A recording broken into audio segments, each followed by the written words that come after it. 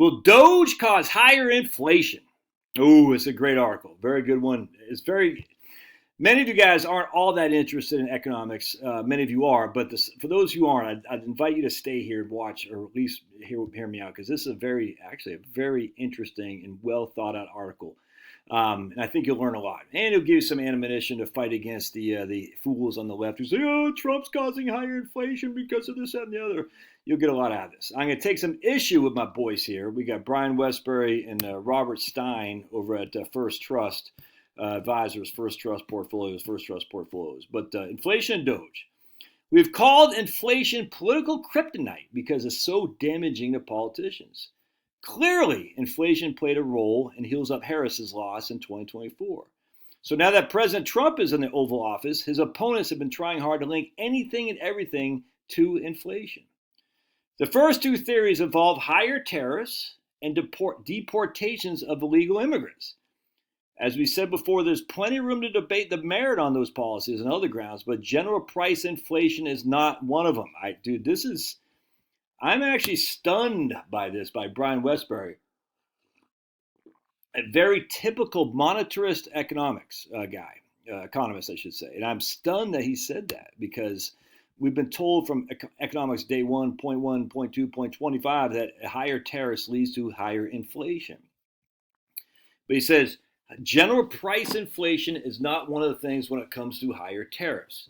Back in his first term, Trump raised tariffs, reduced immigration, and CPI inflation averaged 1.9%. Yes, tariffs put upward pressure on the prices that are tariffed. Does it though? I mean, I've done many videos where I showed you sugar prices after the Smoot-Hawley. I showed you boot tariffs after the tariffs on boots, imported boots from the original tariff of 1789. Price didn't go up. Showed you McKinley Act of 1890. I mean, literally that if the what is he called? The product being tariffed on items that are tariffed, is there upward pressure on prices? Well, sometimes, but not all times. But anyway, either way, the fact that Westbury says tariffs do not generally cause price inflation, I was like, wow.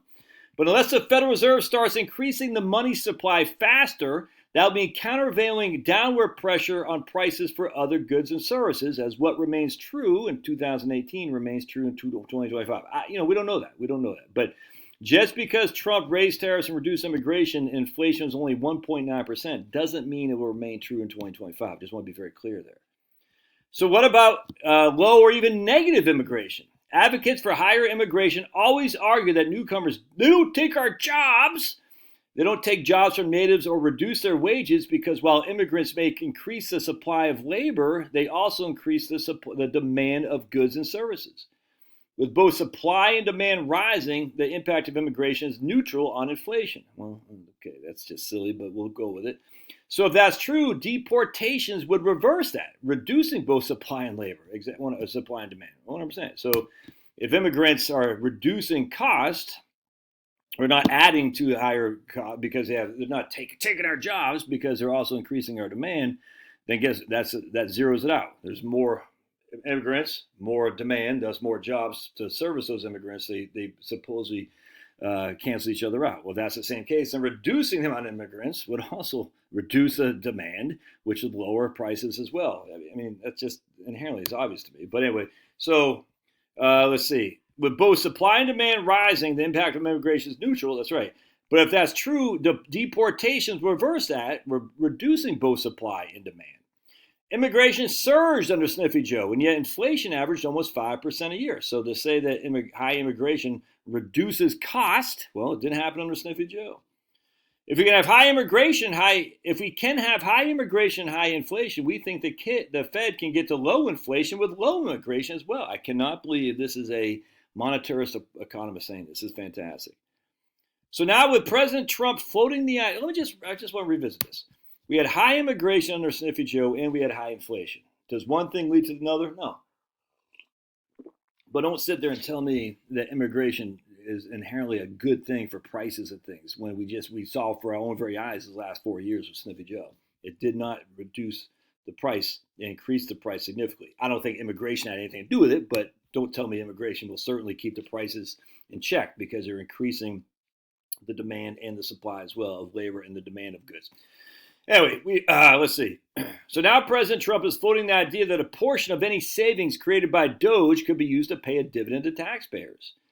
And the left will say that's inflationary as well. Once again, we don't think this makes sense. Inflation is still always and everywhere a monetary phenomenon, as Friedman talked many years ago. I completely disagree with that. But be it as it may, Doge budget cuts and Doge dividends would not affect monetary policy.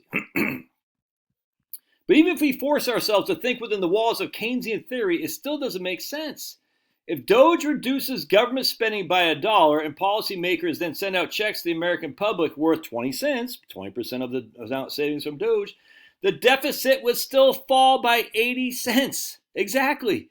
So even if you think deficits cause inflation, Doge would still be putting downward pressure on inflation because they're reducing the deficit by 80 cents per the dollar that they save. That's $1 that's not going to the market. 20 cents of that you're going to you, or in the economy, 20 cents of that you're going to probably pay off your debt. 80 cents of that is, guess what? Is being reduced. So it's downward pressure on inflation because the deficit is being reduced. The bottom line is that regardless of whether the budget deficit is large or small, inflation still depends on the Fed. What? Regardless of whether the budget deficit is large or small, inflation still depends on the Fed? We can have large budget deficits with low inflation, like after 2008 and 9. Yeah, the financial panic and the Great Depression. We can have large deficits and high inflation, like during the COVID times. We can have modest deficits and high inflation, like the 1970s, or modest deficits and low inflation, like the 1950s. I'm stunned, because I've been saying this since I've been on YouTube, that the deficits are not inflationary, necessarily. I mean, just because they could be, but you can't say deficits, high inflation. It's not like the sun rises in the east. You can't say that. You can't say low deficits, low inflation, high deficits, high inflation. You just can't. The history will disprove you in 2 seconds flat. And the fact that a monetarist economist says that is shocking to me, which tells me, I wonder if old Brian Westbury is watching my videos. I don't know, because I don't know anyone else who's saying this stuff. I just don't, man. I mean, you get the modern monetary theorists. They're not saying what I'm saying. I mean, they just say, hey, the federal government taking on debt is good for the national income because their deficits and debt create surpluses for you and higher income for you. And I actually somewhat agree with that. I don't follow Stephanie Kelton and those guys that much, but I think at the end of the day, I'm not sure they would quite say that deficits do not lead to inflation or deficits do lead. I just don't know what they say. But I don't think anyone's out there talking like I've been talking about this for years and years and years. I'm sure there are people. I just don't know who they are. They might be the modern monetary theorists. I don't know. It's true that big government makes inflation more likely. Why? Because this is why I take issue. Every dime the government spends is taken from the private sector through borrowing or taxation. The bigger the government gets, the smaller the private sector becomes. It's just simply not true. It's just not. It's just, you can't say. As the private sector expanded since, we'll just say, the 1960s, enormously. Has the government sector expanded since the 1960s? Enormously. You can't say that the government's gotten bigger, the private sector is dwarfed, has been minimized. You just can't. On top of that, what happens when you go buy a house? All right, you're going to go buy a house and you're going to get a mortgage. All right, because every dime the government spends is taken from the private sector through borrowing or taxation. What happens? I go to the bank, they just click on a couple buttons and magically $500,000 or $300,000 or whatever is created for me to borrow to go buy a house. It's not in the bank vault. It's not there. Where does that money come from? Where does it come from? The Fed and the Treasury. That's got to come from someplace. It's not sitting in a bank vault, especially when you have the reserve requirements. I don't even know what they have, 5% right now. The bank doesn't have this money. They're just giving you to buy a house. They're taking it from the Fed, who gets it from the Treasury. The Treasury doesn't have it. They're just printing the money. So, okay, issue some more debt to cover my debt. I'm not taking money. The federal government is issuing debt for my purchase on the home, essentially. And as such, how's that borrowing from the federal, ultimately for the Treasury, impacting my ability to borrow from the private sector? It's just not. They work in tandem here. I don't understand this. It's the weirdest thing. When I borrow money for my purchase of a home, it's not sitting there. It's not already been issued. They issue it on. So if everyone starts borrowing money to buy a house, there's not enough cash in circulation to cover that. Everyone knows this, right? So it's got to go through the Fed, who goes through the Treasury. The Fed, they issue the bonds to cover it. You know what I'm saying? To get the cash in which to give to the Fed, in which to give to us, and all that stuff. I don't know the exact process, but you get it. So I can buy a house. So now I have this money which before was not there. It's a fiat currency. It's just wished into existence, 100%. So a gold standard or anything like that. But now we get it, and I can buy that house. Did I hurt the private sector? Did I take borrowing from the private sector? No, the private sector is who gave me the money at the end result, backed by the public sector, the Treasury. That just doesn't make sense to me, man. I don't get it. Because every dime the government spends is taken from the private sector through borrowing or taxation. That's just not true. And if through taxation, we have so many bonds that are outstanding that get rolled over year, we're never paying these bonds off. So you can't say taxation is taking money from the private sector to basically pay off our debt. It's just not happening. The debt continues to grow, expand. We're not using our private sector borrowing or private sector taxation in order to pay off the debt. It's just not happening, man. So we see the money supply is way higher than it's ever been. We see the private sector is way higher than it's ever been. And we see the government sector is way higher than it's ever been as well. They're all working in tandem.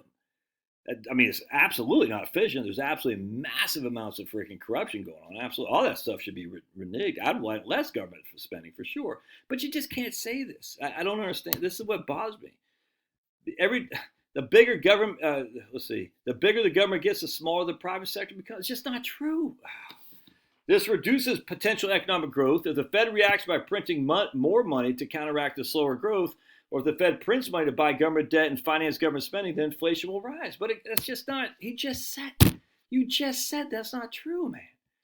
If the Fed prints to buy government debt and finance government spending, then inflation will rise. But you just said during right here, where was it? Right there.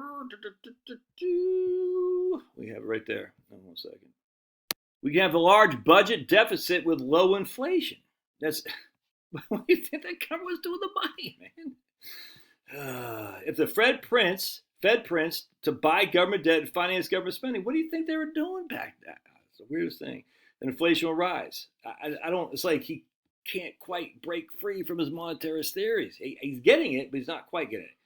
So Doge, to the extent it shrinks government, will actually boost growth and lessen long-term inflation problems. Potentially, I have no qualm with that. I just want to make government smaller because more government means less freedom, generally speaking. So far, the economic impact of the Trump administration policy is more likely to bring inflation down in the future. And Doge, by eliminating wasteful spending, will actually help that cause, 100%. However, the inflationary pressures unleashed by the Fed during COVID are still not defeated. The consumer price index was up 3% in January from a year ago. This is still above his average in the last past few decades. This is still above his average during the last past few decades because of government spending. Right here again, if you buy government, right here, if the Fed prints money to buy government debt and finance government spending, then inflation will rise. And what happened during the 80s and 90s, especially the 80s, especially the aughts and the teens, is buying government debt and financing government operations. And yet we had minimal inflation.